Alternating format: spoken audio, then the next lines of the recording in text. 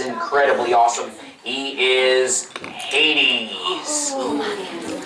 And for those of you that are up on your Greek Roman mythology, you may know him better by his name in the Roman pantheon of deities as Pluto.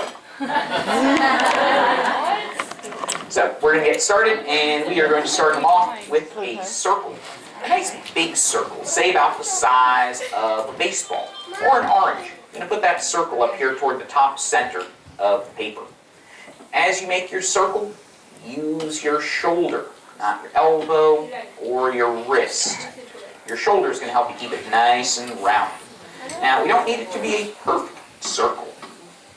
If you're drawing a pumpkin, if it's a flat tire, if it's more of an amoeba, that's great. As long as it's not a square or triangle, you're off to a really good start. Most important thing, keep your lines really, really light, virtually invisible on your page. Kind of like that.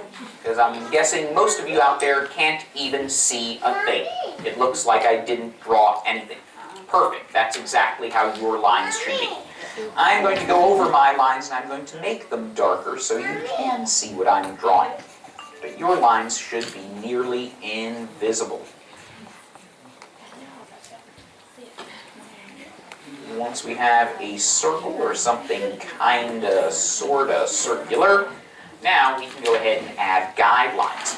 For Pluto, we're going to turn his head to the side. So our vertical guideline that tells us where the middle of his face is going to be won't be right in the center. It's going to be closer to the edge of our circle. Nice little curved line right in here. That's going to be the center of his face. Next, we're going to add the horizontal guideline, which helps us determine where to place his eyes. And for Pluto, that's going to sit right above the bottom of the circle, going side to side, left to right, kind of like a smiley face.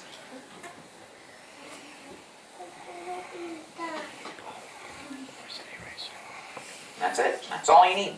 One circle, two guidelines, and that is the basic foundation of Pluto. What we're going to do next is exactly the same steps that animators, comic book artists, and cartoonists use to create their characters as well. We're going to build them up, layer upon layer upon layer. So this is the start, the foundation, the basis of any animated character, the shape of the head and those two guidelines.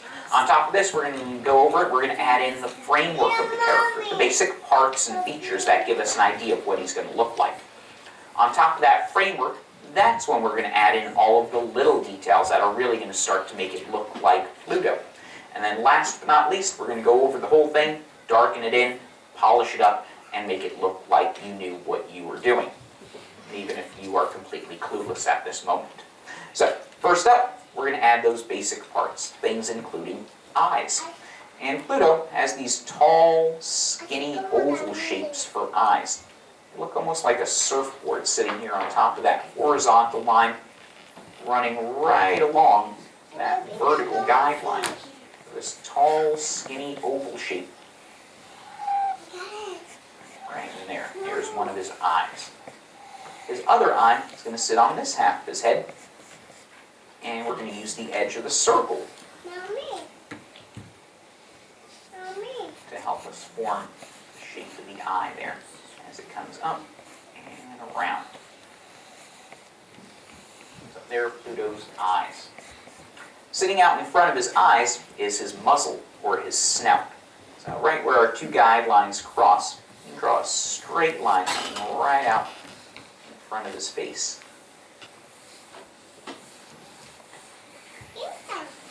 That's where his muzzle is going to go. Now the shape of the muzzle is going to look a lot like an oval, kind of like the eye, but we're going to make it bigger and turn it sideways. The question is, how far out should it go? Because if you make it too short, he becomes a pug or a bulldog. If you make it too long, he turns into Dumbo. So the answer, it's exactly the same distance as the circle. So if you measure the size of your circle, and you add that here along that line, that's going to tell you exactly where the front of his muzzle is going to be. So mine is right about there. You can make a little line or a dot, whatever you like to mark the end of the muzzle. And now we can draw that nice oval shape. It's going to look kind of like a corn dog on a stick.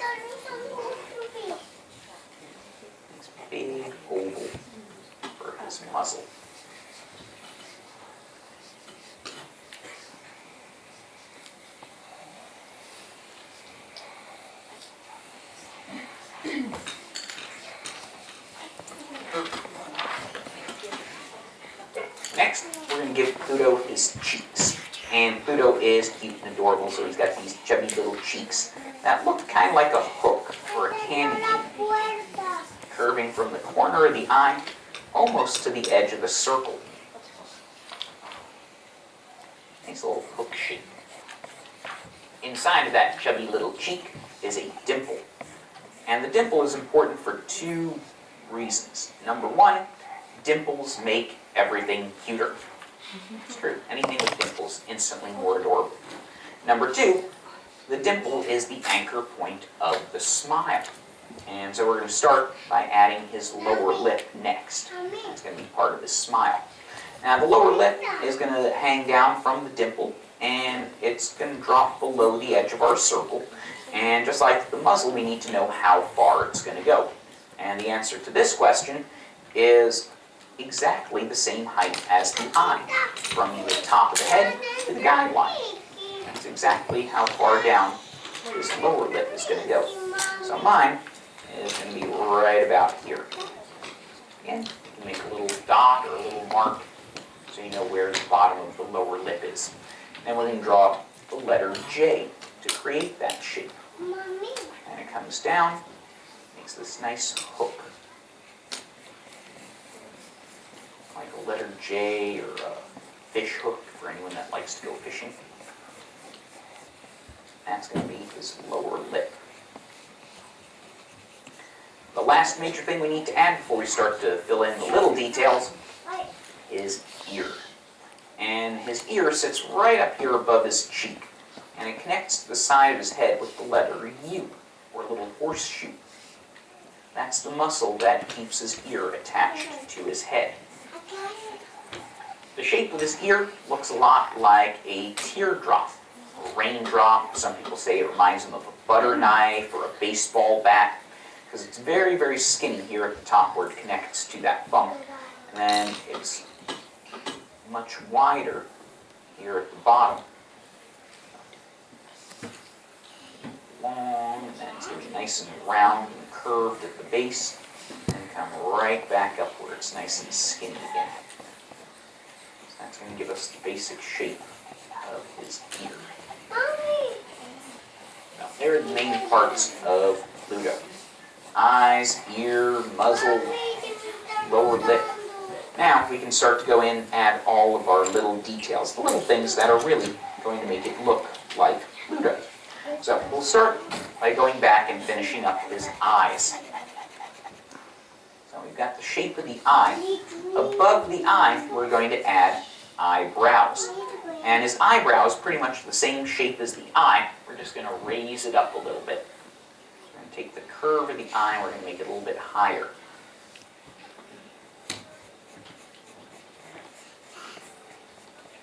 So when you put them together, it kind of makes a big capital letter N, or a fast food logo. So there are his eyebrows. Inside of his eyes, we're going to add his pupils so he can see. And I want Pluto to be looking towards us, so I'm going to put that pupil here toward the bottom corner of his eye. Nice little skinny oval shape down there. I'm going to do the same thing on the other side. So he's looking this way towards us. At the top back of his head, we're going to add a bump. As Pluto's a bloodhound. Bloodhounds have that nice little bump on top of their head. And the reason the bump is there is because it connects to their nose. They've got a little extra set of nerve endings that sit right above their brain, which gives them a better sense of smell than most any other dog. That's why they have that little bump. And since that connects to his nose, we'll move on and we'll head out there. So his nose is going to sit here at the top part of his muzzle. Not all the way at the tip, but right here kind of toward the top. And it's the shape of an oval again, kind of like a big, fat, oversized grape or an olive. You want to drop it down about a third or a fourth of the way into the top of the muzzle so it won't fly off when Pluto's got his head out the window and he's driving down the highway. So you want it to sit a little bit below the top of the muzzle. Next, we're going to add wrinkles. Pluto has 3 wrinkles across the top of his muzzle. The first one is actually the curve of that oval right up here in front of the eyes. We're going to take that same curve here, and we're going to copy it and move it forward. And copy and paste. Here's wrinkle number 2. And wrinkle number 3, we'll bring it right up and touch the nose. So there are the 3 wrinkles in Pluto's muzzle. To finish it up, we're going to add his smile, the top half of his smile. It's going to start right here from the bottom of the nose and connect back to the dimple. Big, curved, happy face. His big half circle. That's going to be Pluto's smile.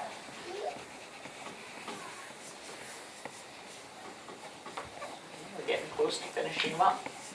Next, we'll move on to his lower lip. And we're going to take the end, just extend it all the way up until we touch his upper lip there. To show the outside part of his lower lip, we're going to take another hook or letter J. We're just going to go around in this direction.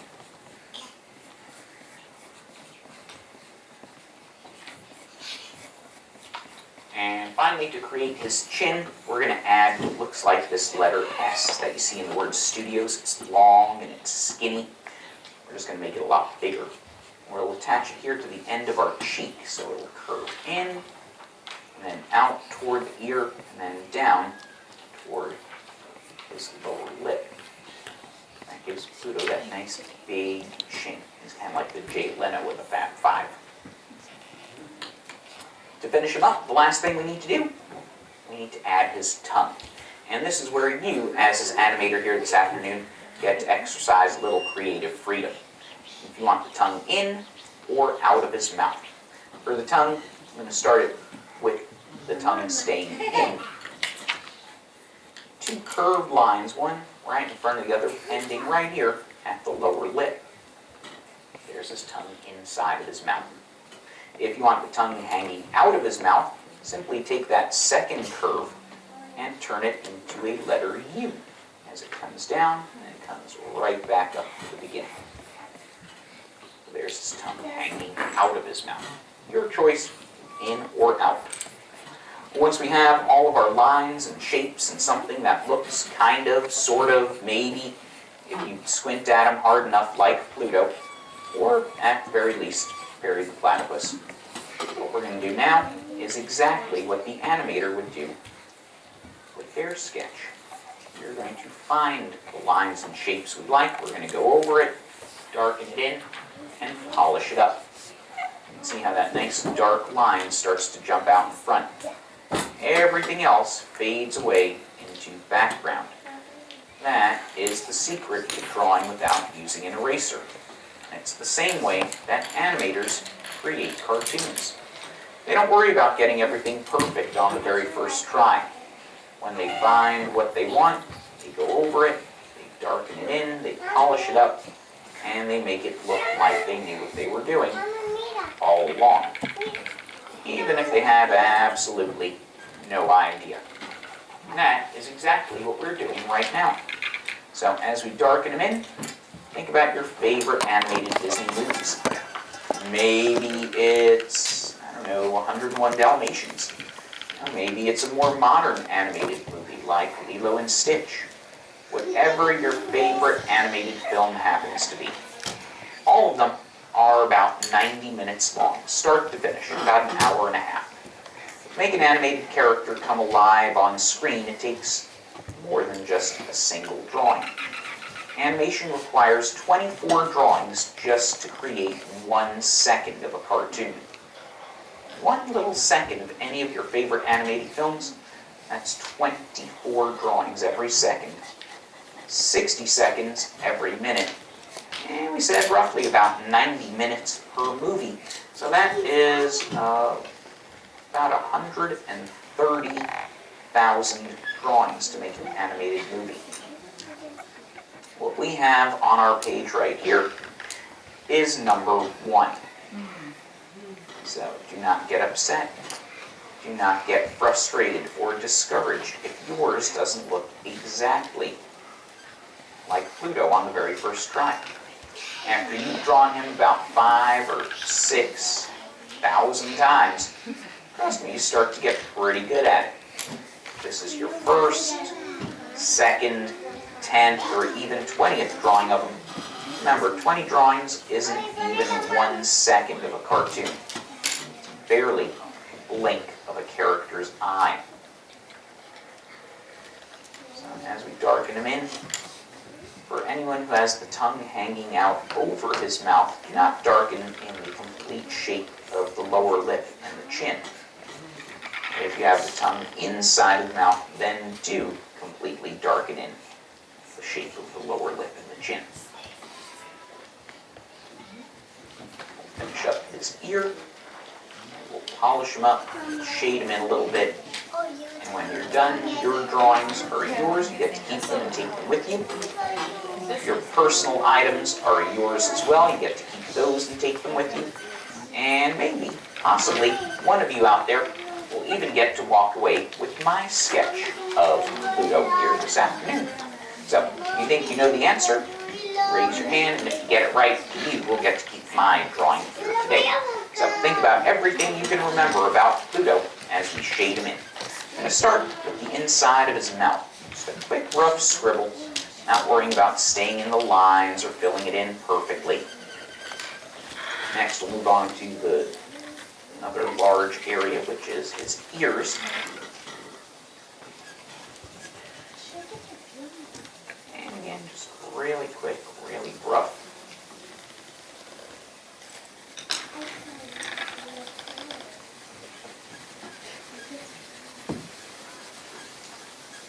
Moving along, we'll head up toward his nose next.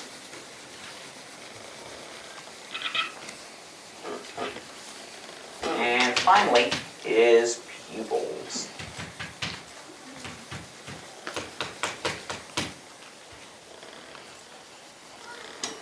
That's it. Once you're finished, the most important part of the drawing, make sure you go ahead and sign your name on there at the top, the bottom, the right, or the left.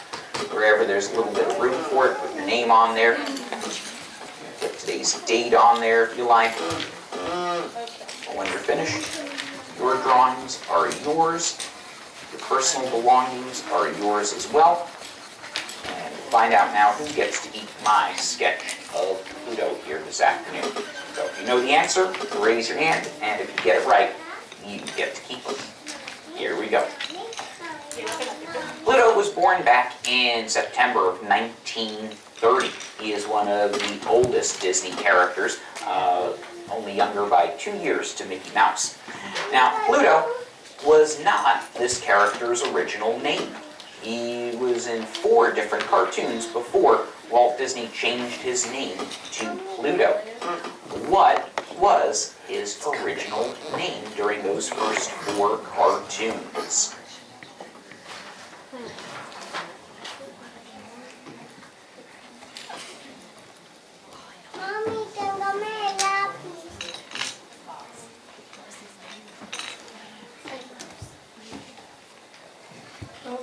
Rover, that's correct. Pluto's original name in his first 4 cartoon appearances was Rover. Walt later renamed him Pluto, which coincidentally happens to be around the same time that scientists discovered the planet Pluto floating around the edge of our solar